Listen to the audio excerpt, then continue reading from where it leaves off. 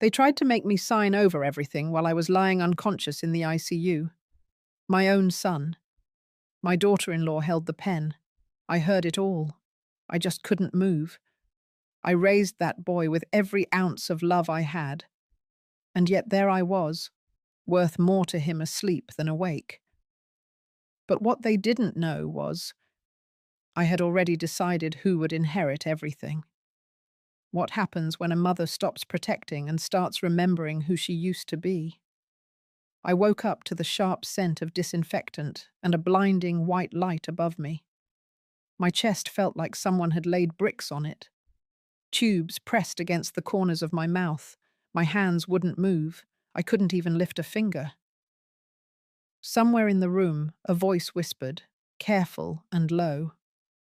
"She's still out," Patrick said. Then Sierra, calm and too sweet, added, "It's best if we don't wait. Her state might complicate the paperwork later." I wanted to scream. My eyes moved, just enough to catch the outline of two figures near my bed. Patrick's frame in that pressed blue shirt I gave him last Christmas. Sierra standing close, holding a clipboard. I could see the glint of her manicured nails against the page. "We have the form. The doctor said she was stable enough. Just a signature. It doesn't take long," she murmured. My heart thudded harder than the monitor showed. The form. I didn't need to see it. I already knew what they were trying to do. I wasn't dead. Not yet. But they were acting like I was already gone. My own son. I raised Patrick with my hands blistered from working double shifts. I made sure he never went without books, or breakfast, or someone to hold him when he failed. Now he stood 3 feet away from me, trying to take what I had built over a lifetime. They didn't see the tear sliding down the side of my face. "She's drooling again," Sierra said. Poor thing. Then she reached down, lifted my hand, and tried to wrap my fingers around a pen. That was when something shifted in me. Not just fear, not even rage. Something colder. Something that sees clearly through love and says no more. I couldn't speak, but inside I promised myself, if I get through this, I will never again give my name to anyone who sees me only as a number in a will. Right then, the door opened. Soft creak, then steps. A pause. And another voice, low, steady, clinical. "What is going on here?" Even though I couldn't move, I knew it wasn't one of the nurses. The voice carried something sharper, something awake. Patrick stepped back. Sierra tried to laugh. "We were just checking in. She's our mother. We were told we could sit with her." But the voice didn't answer. There was silence, then paper rustled. Someone picked up the clipboard. And just like that, the room went still. I don't remember much after that, only that my hand was placed back gently on the bed, and the pen was gone. Some moments in life split everything into before and after. That was mine. And if you've ever been close to that line, between being loved and being used, you know how fast it can all turn. Let's just say, that was the moment I stopped being a mother first and started being a woman who remembers. Dr. Jane stood at the foot of my bed, holding the clipboard that had once been in Sierra's hands. He didn't say anything at first. He just stared at the paper, then at me, then at the pen that had been neatly set down on the tray. I could only watch him, but something about the way he furrowed his brow told me he wasn't fooled. He turned slowly to the nurse beside him. Her badge said Marla. She had kind eyes, and when she met his glance, something passed between them. He said one word I'll never forget. Forgery.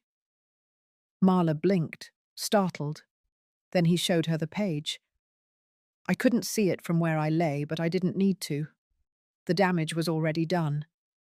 My name, or something that looked like it, had been scribbled onto a line marked Authorization. It wasn't my signature. Not really. Just enough of a copy to make it pass at a glance. But it wasn't mine. Dr. Jane looked at me again. I knew he remembered. We had met once, years earlier. I had been speaking at a financial literacy seminar for widowed women. His mother was in the crowd. I remember because she cried when I said no child, no matter how loved, should be handed the keys to a lifetime without being taught what it cost. That evening, he came up to me after the session, said thank you. That was the first and last time we spoke, until now. He gently took my hand and checked the IV. His voice dropped low. She's awake. Marla nodded, surprised. He kept going. Awake and aware. No consent has been given. We're locking this file and reporting any future requests for legal signatures, effective immediately. He didn't raise his voice. He didn't accuse anyone. But with each word, the air in the room shifted. Sierra stood frozen.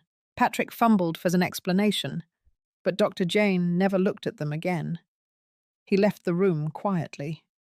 A few minutes later, another nurse came in and wheeled me out for tests. I didn't say a word. I didn't have to.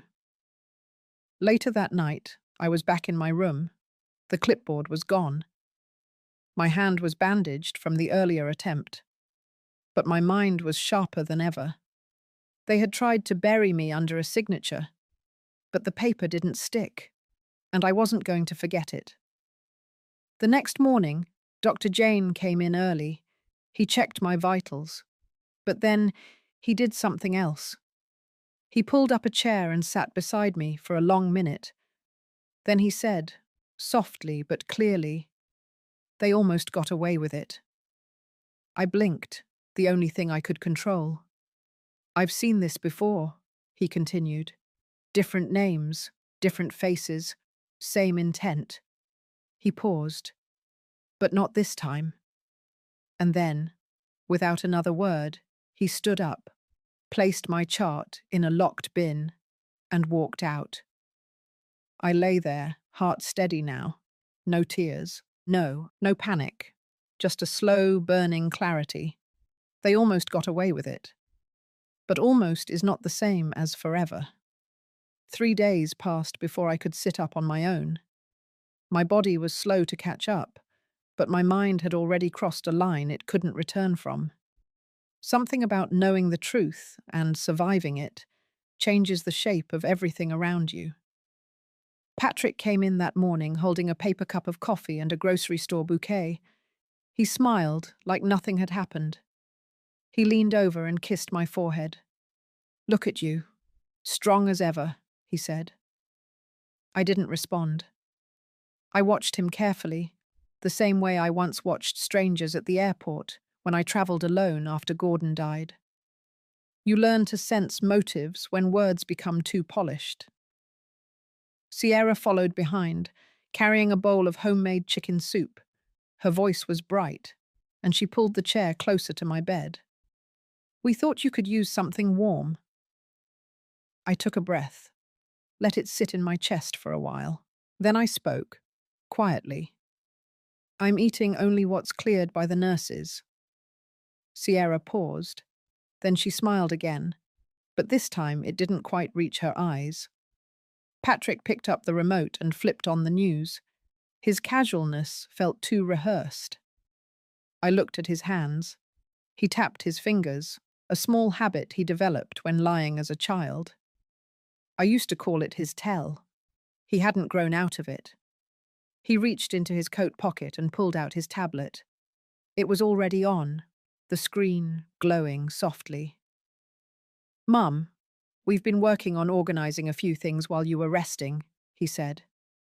"Banking, medical records, just little stuff. Wanted to get your input." I didn't say a word. He opened a folder and showed me a document titled Transitional Asset Plan. Sierra smiled again. "It's all very standard, just streamlining things in case we ever need to make quick decisions." I turned away from the screen, looked directly at Patrick. I'm not dying. Patrick's smile didn't move. He kept the screen open. I didn't say you were. But I saw it again. The hesitation, the slight tension in his jaw. He had come in with a plan. A soft one this time. Not forged, not forced. But still, it was a plan. That's when I knew this wasn't over. It was just wearing new clothes. I let my eyes settle on him for a long moment. Then I said what I needed to say. I've learned how to stay quiet, and I've also learned how to protect what matters. He looked up sharply, but I didn't flinch. Sierra adjusted the bowl of soup. The scent of garlic and thyme floated in the air, but I wasn't hungry. They didn't stay long after that. Patrick said he had a call to take. Sierra kissed me on the cheek and whispered that she'd be back tomorrow. When they left, I sat up straighter. I reached for my notebook and wrote one line. They still think I'm weak enough to manipulate. That evening, I asked the nurse to bring me my bag. Inside was my old phone. I charged it slowly and waited for the room to quiet. Then I opened my contacts and scrolled until I found the name of the only lawyer I ever trusted. By morning, I had made the call, and by afternoon, we had a meeting scheduled. This time, I wouldn't wait to be cornered. This time, I would move first. That Friday evening, the hospital halls were quieter than usual. The shift change had just passed, and most of the visitors had already gone home. But Patrick and Sierra came late, too late for it to be a casual drop-in. I could hear the familiar footsteps before I saw them. Patrick always walked with purpose, even when he wasn't sure where he was going. Sierra's voice came next, hushed but firm. I could tell she was coaching him again. When they entered the room, Patrick wore a tight smile. Sierra carried a large envelope, tucked under her arm like it was something delicate. "I hope we're not disturbing," she said softly, glancing at the nurse's station just outside. Patrick pulled up the chair, and they sat close. Too close. "We wanted to bring something for your review," he said, holding the envelope now. He opened it carefully and slid out a new stack of documents. Clean copies, official headers, legal formatting. "We've spoken to our attorney," he continued, placing the papers neatly on the side table. "These are just updates. We thought it might be time to revisit the estate planning, considering everything." I stayed silent. My breath was steady. I had rehearsed this moment in my mind all day. Sierra unfolded the top page and turned it toward me, pointing to a highlighted section. Patrick would be listed as the primary financial executor. You remain the sole owner, of course. But this gives him flexibility if anything sudden happens. They said those words as if they were doing me a favor, as if I hadn't already been through the very thing they were hinting at. Before I could respond, a knock tapped on the doorframe. Then came the sound of soft shoes and a calm voice I'd come to trust. Dr. Jane stepped in, holding my chart. "Evening," he said, nodding at them both, then turning his attention to me. He didn't smile. He didn't sit down. He simply walked to the foot of the bed, reviewed a few notes, and then closed the file. "I just wanted to check in on Ms. Stenwick before I leave for the night." Patrick cleared his throat. "We're just reviewing some paperwork together. All voluntary." Dr. Jane raised an eyebrow slightly, but said nothing. Then he turned to me. "Ms. Stenwick, would you like a moment with your visitors, or would you prefer we wrap this up for today?" I looked at the papers. I looked at my son, then back at Dr. Jane. "I think we're done for today," I said calmly. Sierra hesitated, then began to gather the documents quickly. Patrick looked irritated, but didn't argue. They stood to leave. At the door, Patrick paused. "You know we're only trying to help." I nodded once. "That's clear."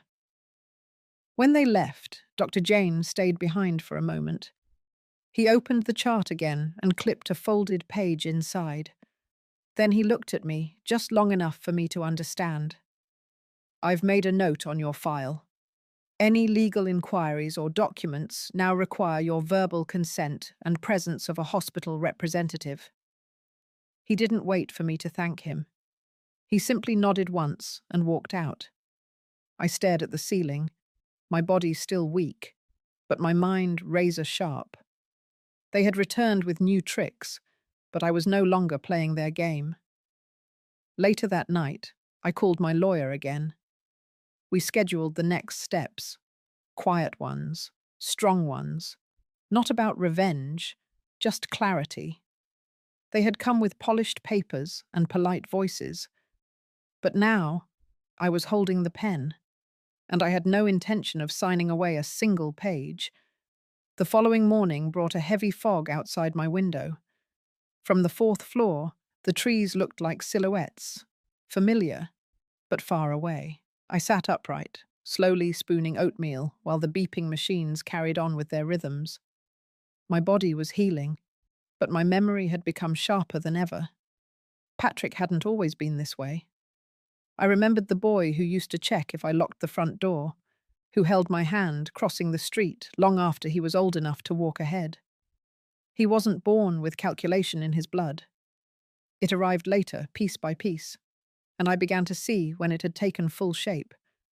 It was after Gordon died. That spring, Patrick helped me manage the estate. Sierra had just started law school. They seemed grateful then, respectful even. But as the months passed, Sierra's suggestions became more frequent. Transfer titles, consolidate accounts, create emergency authorizations. They wrapped every conversation in phrases like planning ahead and easing burdens. I had nodded, half listening, not wanting to believe there was a purpose beneath their polish. At the time, I blamed grief, I thought they were trying to take care of me in their own way. But over time, I noticed the shift. Calls came only before tax deadlines, visits aligned with policy renewals. They asked more about the house than about my health. Sierra's tone changed first, more assertive, less warm. Patrick followed. It wasn't a single event that opened my eyes. It was 1,000 small ones, a forgotten birthday. A phone call cut short when I asked about his job. A Thanksgiving where they left early without helping with dishes. Now, lying in that hospital bed, the mosaic of those moments became clear. Every piece had pointed here. The boy I raised was still there somewhere, but the man who stood beside my bed, paper in hand, wasn't him. Not really. He had learned to calculate value in dollars, not time, and somehow I had become an equation he was trying to simplify. I spent the afternoon sorting through it all in my mind. What had I missed? What had I allowed? And what would I no longer permit? That night, I asked for my notebook again. I made a list, not of assets, not of documents, but of moments, the ones they had missed, the ones they had manipulated, and the ones I would no longer allow them to rewrite. At the top, I wrote, "The past is no longer a place I can live in. It was time to stop revisiting what used to be. It was time to start protecting what still was mine." Before lights out, I spoke quietly to the nurse, requesting my discharge papers be prepared for the following week. My body wasn't fully ready, but my mind was. I would heal better at home, my home, without visitors, without noise. I folded the notebook and placed it back in the drawer. I turned off the television and let the silence settle. There was grief, yes, but not just for what had been done. There was grief for the boy who once sat beside me during storms, terrified of thunder. I had lost that version of him, but I hadn't lost myself. And that, I decided, would be the line I no longer crossed backward. 3 days after I came home from the hospital, I stepped into the den and opened the old filing cabinet where Gordon kept everything. The room smelled of cedar and faint paper dust. It hadn't changed in years. That was the last place I felt like both a wife and a mother.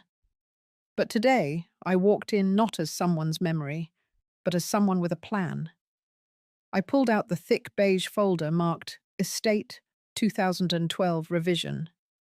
Paper-clipped inside were the will, the house deed, and a printed list of assets we once shared. Some of those accounts no longer existed. Others had grown larger than we ever imagined. But the heart of it was the same: what we built and who we intended to protect. When Patrick helped organize all of this after the funeral, I let him handle too much. I was in a fog, grieving. I hadn't yet learned that grief makes people transparent. You begin to see who leans in with love and who leans in with calculation. I placed the folder on the dining table. Then I picked up the phone and called Margaret, the attorney Gordon and I trusted for years. She was retired now, but still sharp as a tack and just as protective. I told her I needed a full review. No explanations, just a clean slate. We met 2 days later in her quiet office across from the lake. I brought every document I had, even ones Patrick had emailed years ago. Margaret read without speaking, her red glasses perched halfway down her nose. When she looked up, her voice was low and measured. "You want to remove both of them entirely?" I nodded. There was no ceremony in the decision, no second guessing. "I want it in writing," I said, "and I want it airtight." She gave a small nod, then began typing. No questions, no warnings, just respect. By the end of the meeting, we had restructured everything. My house would pass into a trust under my name, and all my financial accounts would be secured with dual verification from the firm. Most importantly, Patrick and Sierra were no longer listed on any legal documents, not as heirs, not as trustees, not as backups. I wasn't angry. I wasn't acting from revenge. I was simply finished handing over keys to people who had already tried to change the locks behind my back. When I left Margaret's office, I walked slower than I used to. My steps were careful, but my chest felt light. That evening, I sat on the back porch with a cup of mint tea. The sun dipped behind the trees, casting long streaks across the lawn Gordon once mowed every Saturday. I looked down at the fresh folder in my lap. This time, the title read, Revised, Beverly Stenwick Only. There was no sadness in that name, no loneliness, just truth. I whispered once, quietly to no one. Let them build their own foundation. This one is mine. And with that, I folded the papers, sealed them in a fireproof case, and placed it behind the old photograph of our wedding day. I stood for a moment, just looking at that picture. Then I turned off the light and let the quiet fill the house again. From now on, everything I owned had a new kind of value, one they could no longer touch. The idea came one morning while I was folding laundry, staring out at the quiet street from my kitchen window. It wasn't anger that moved me. It wasn't fear either. It was the sense that something needed to outlive the noise, something that carried meaning, not just memory. That same afternoon, I met with Ms. Teller from the local credit union. I'd worked with her once years ago during a charity drive Gordon and I helped sponsor. She remembered me right away and offered me the small private conference room near the back. I slid the folder across the table, the one marked with our family crest and the initials GS for Gordon Stenwick. "This isn't for me anymore," I told her. "It's for women who've been made to feel like they don't count unless their name's on a check." She listened, not politely but fully, like she understood what I meant without needing all the details. I walked her through the new structure of the trust I'd finalized with Margaret. Then I laid out my idea. The Gordon Legacy Fund would provide grants to women over 60 who were financially manipulated by their own families, women who gave everything to everyone, and were left with nothing when they finally needed help. They wouldn't need to tell their whole story. They just needed to show they were ready to take their life back. By the end of the week, I had a list of 3 financial advisors willing to help structure the fund pro bono. One of them had a mother who lost her house after signing documents she didn't understand. Another had been raised by a single grandmother who took 2 jobs after being cut off by her children. Word spread slowly, which was how I wanted it. This wasn't a press release. It was a quiet door opening for women like me, and like the ones I had met in waiting rooms, grocery aisles, and church parking lots. I named the fund after Gordon, not because he was perfect, but because he always believed in second chapters. He used to say, people deserve a place to land when everything else falls away. That stuck with me. On the day we signed the foundation papers, I wore Gordon's old flannel shirt under my cardigan. It was frayed at the sleeves, but still warm. I carried no purse, no fanfare, just the papers and a quiet resolve. After the meeting, I walked 2 blocks to the diner near the train station. I sat by the window, sipping lukewarm coffee, and watching people move through their lives, unaware of what had just shifted in mine. No one knew that a woman who had once been written off had just written a new rule book. It didn't matter whether Patrick and Sierra ever found out. This wasn't a punishment. It was protection. It was a way of planting something that would grow long after I was gone. That night I placed a letter inside the foundation folder. It read, "To the women who were told their worth ended when their usefulness ran out, this is yours. Not because you owe anyone, but because you've already given enough." I signed it with my name, not Beverly Stenwick, mother of, not Mrs. Gordon Stenwick, just Beverly, whole, clear, undiminished. And in that moment, I felt something shift, not just in the paperwork, but in me. I hadn't just protected what was mine, I had expanded it, quietly, without applause, and no one could take that away. The invitation came on a Thursday afternoon, slipped inside a pale gold envelope with cursive lettering that smelled faintly of perfume. I opened it slowly, knowing before I read the words that Patrick had written them, or at least signed off on them. Sierra's style was unmistakable. "You are cordially invited to an intimate dinner in celebration of our beloved mother, Beverly Stenwick." I read the line twice. Beloved mother. My fingers lingered on the paper. There was a time that phrase would have warmed me. Now it only landed with weight. The dinner was scheduled for Sunday, at their home, just a few miles from mine. It wasn't unusual for families to host small gatherings like this, but I could feel the angle, the timing, the performance dressed up as gratitude. Still, I decided to go. I didn't prepare anything special to wear. I chose a simple navy dress, soft pearl earrings, and Gordon's old watch, slightly loose around my wrist. Before leaving, I looked at myself in the mirror and said aloud, "Just show up. That's all you need to do." Their house was tidy, almost too polished, as if it were meant for photographs more than people. Sierra greeted me at the door with a smile wide enough to stretch across a courtroom. "We're so happy you could come," she said. I nodded, not warmly, not coldly, just present. Patrick stood at the far end of the room, speaking to a man in a dark suit, likely someone from their church. He turned, smiled, and came toward me with arms open. "Mom," he said, voice loud enough for the room to hear, "you look wonderful." The compliment rolled past me like fog. I didn't need it. I hadn't come for praise. The dinner table was set for 12, with candles lit and napkins folded like origami. They'd gone all out. I took the seat they offered, third from the head, not beside Patrick, not beside Sierra. near enough to be seen, far enough not to speak too much. Toasts were made, a family friend read a poem. Sierra's sister handed me a bouquet as a pianist played softly in the background. It was all perfectly designed. Halfway through the meal, Patrick stood and tapped his glass with the back of his fork.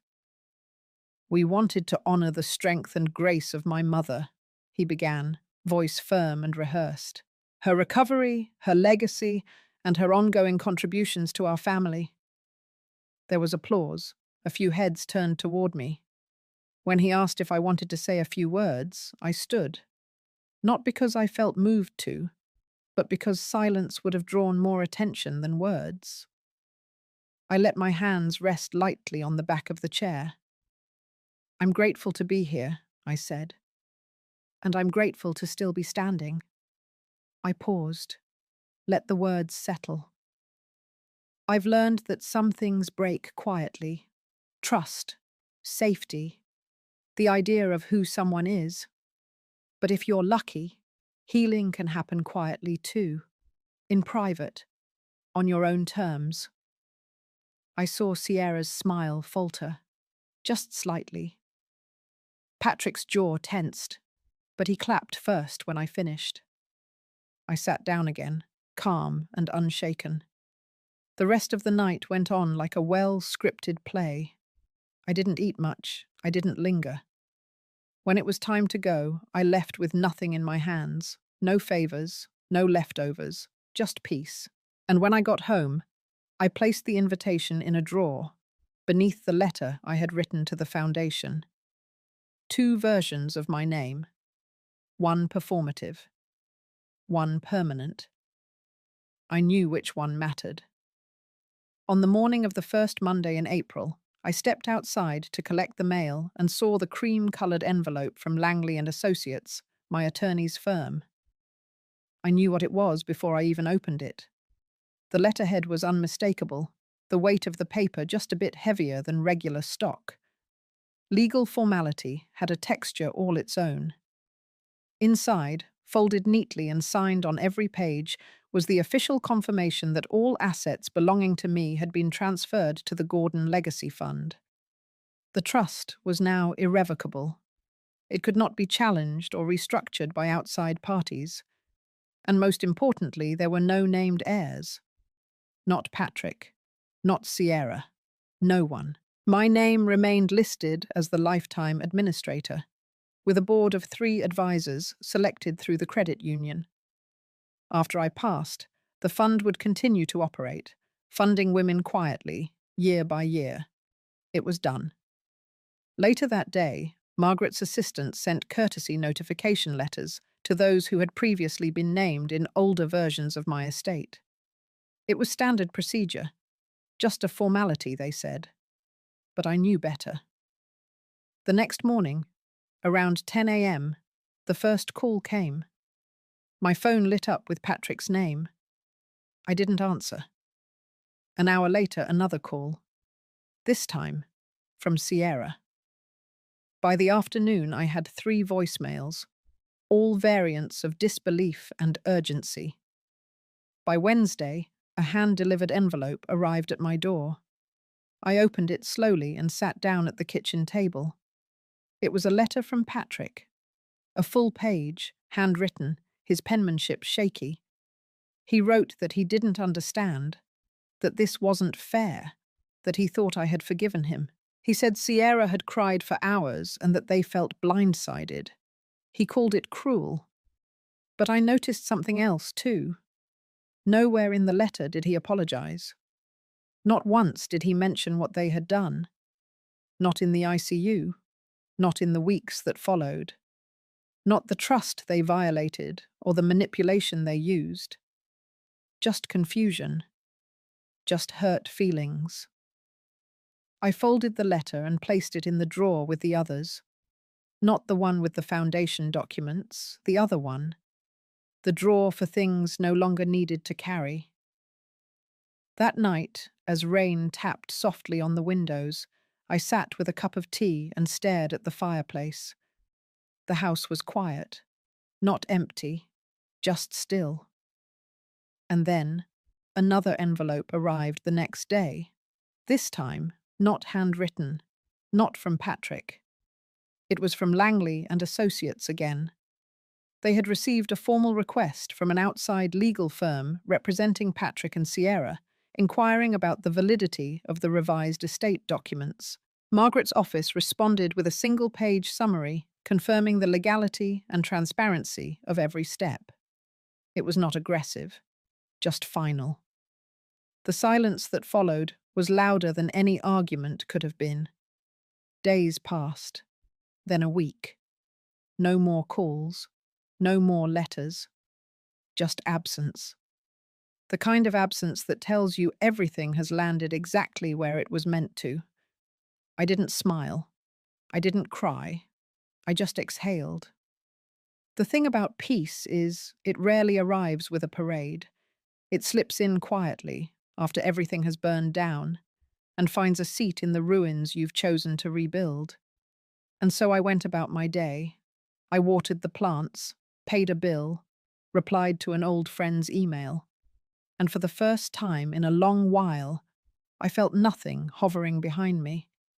Not guilt, not obligation, just the solid ground of my own decision. I walked into the community centre just as the sun broke through the grey spring clouds. The windows along the east side lit up with gold, and dust floated in the light like something holy. I had always liked that place, not for its charm, which it didn't have much of, but for its honesty. The floors creaked, the chairs were mismatched, but the women who sat in them came with stories that felt familiar before they ever spoke. I'd been asked to lead a small workshop on financial boundaries, nothing formal, just a circle of women, most of them in their 60s and 70s, some older. A few I recognized from the church, others from the grocery store or library. None of us strangers in business, in the ways that mattered. I opened with a quiet sentence. I said, "We don't have to be anyone's second chance." That was it. And from there, it began. A woman named Lorraine talked about how her son had taken her car without asking and crashed it. Another, named June, said her daughter forged her name on a refinance document. Each story carried its own ache. Some were heavy with betrayal. Others had settled into resignation. I didn't share details of my own, not directly. But when they looked at me, they saw I understood. Not just because I'd studied the systems or helped build programs, but because I had sat in that same confusion, that same shame that felt like you had failed simply by expecting kindness from your own blood.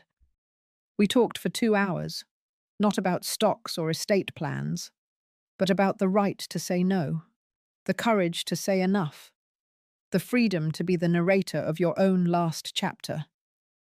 One woman, soft-spoken with silver braids, asked what to do when your kids guilt you into giving. She didn't say it like a question, more like a wound that never closed. I nodded, and I told her this. You do not owe anyone access to your future just because they came from your past. The room went still after that. That's when I saw her. A woman near the back, tall, proud posture, probably mid-70s. She hadn't spoken the entire session, but now her hand moved slowly to her lap, gripping a folder. She held it like it was made of glass. After we wrapped, she waited until everyone had gone before she came to me. She didn't introduce herself, just said, "I didn't think I'd hear something that made me feel less alone." Then she left the folder on the table and walked out. Inside were documents, letters, bank statements, a photograph of her holding a baby beside a man with cold eyes. I didn't read everything. I didn't need to. I took the folder home and placed it beside the others. Not to keep, but to witness. That evening, as I prepared dinner for one, I thought about what it meant to be believed. Not pitied, not advised. Just believed. There was a time when I would have considered silence a virtue, when I thought that love meant enduring, not questioning. Now I understood that love without truth is just performance, and truth without love is just noise. What we needed was something else, something like what we had found that morning, a space where no one had to apologize for surviving. And for the first time in years, I felt like I was no longer standing alone in the ruins. I was building something, not a foundation of trust in others, but a foundation of trust in myself. It was just past noon when the front desk called to say someone had arrived for me. I had no appointments scheduled that day. My workshop was done, my calendar clear. I walked down the hallway of the centre slowly, unsure if it was a solicitor or someone from the board. But the moment I turned the corner and saw the way his shoulders were set, I knew. Patrick. He stood in the lobby with both hands clenched into fists, his jaw tight, eyes flickering between defiance and something more volatile. He didn't smile. He didn't speak. I led him to the side conference room without saying a word. I wasn't going to give him an audience. Just a space to speak, if that's what he came for. The door closed. He didn't sit. He paced. Finally, he said it. How could you? Not a question. More like a verdict. I stayed quiet. He kept going. Accusations, wounded pride, that I embarrassed him, that Sierra hadn't slept in days, that this wasn't the way family should work, that I had punished him without warning. I listened. Because I could, not because I needed to. He reached into his coat and pulled out a copy of the letter from the attorneys, the one that made everything official. He slammed it onto the table. You erased me. That was what he said. And I did respond then. I said, I didn't erase you. You walked away from who you used to be. I just stopped pretending I hadn't noticed. He froze, like I had reached into some memory he wasn't ready to confront. I stood up, not to push him out, but because I needed to reclaim the air in the room. I told him, I never wanted this. No mother does. But if the choice is between being used or being alone, I will choose peace every time. He said nothing, just stared at the floor. When he finally spoke, his voice was quieter. We're your family. And I answered, family shows up before the will is read. That was the last thing I said before I opened the door and waited for him to walk out. And he did. No shouting, no final plea, just silence. The heavy kind, the kind that says something has ended. When I returned to the main hall, a few of the women were still gathered. They looked at me, unsure. I didn't explain. I didn't need to. That evening, I wrote a short entry in my journal. Just one line. Closure doesn't always come wrapped in forgiveness. Sometimes it arrives dressed in clarity, and I meant every word. That moment with Patrick didn't make me feel victorious. It didn't even make me feel vindicated. It made me feel clean, like a wound that had finally stopped weeping, like I could breathe fully again. I made myself a cup of tea, turned on the porch light, and watched the last of the daylight disappear behind the hills. Nothing dramatic, no grand emotional ending, just the quiet return of self-respect. And I held on to that, because it was mine, because I had chosen it, and because, after all these years, I had finally stopped apologizing for needing it. I sat at the kitchen table as morning light filtered through the lace curtains. The house was quiet, the kind of quiet that settles not from emptiness, but from release. For once, I didn't need to rehearse anything in my head. I didn't need to plan for defense or wonder if the phone ringing would carry another demand masked as concern. I reached for a plain notepad, no stamps, no envelopes, just paper. And I began to write. Patrick, There was a time I would have given everything to protect your future. And maybe, for too long, I did. I excused the small lies, the silence at holidays, the way Sierra always seemed to speak for you. I told myself it was the strain of work, of adulthood, of having too much on your shoulders. But now, I see it for what it was. Convenience, not love. You thought you could take everything I had built and reduce it to a signature, but I did not spend a lifetime creating a foundation for it to be passed over without dignity. You forgot something. I was still breathing. I never needed loyalty, only respect. I never asked you to worship me, just to see me. Now I see myself. You are still my son. But the woman I am today does not allow herself to be erased. I release you from expectation. I release myself from guilt. I folded the paper once, then again, and I placed it inside a small wooden box on my shelf. It wouldn't be mailed. It didn't need to be. That day, I went to the garden behind the center and sat among the azaleas. One of the women brought me a thermos of coffee. Another left a small handwritten quote on the bench beside me. It said, "We begin again, even when we never planned to." I smiled, because that was true. I didn't win. I didn't lose. I remembered who I was, and that at my age is more than enough.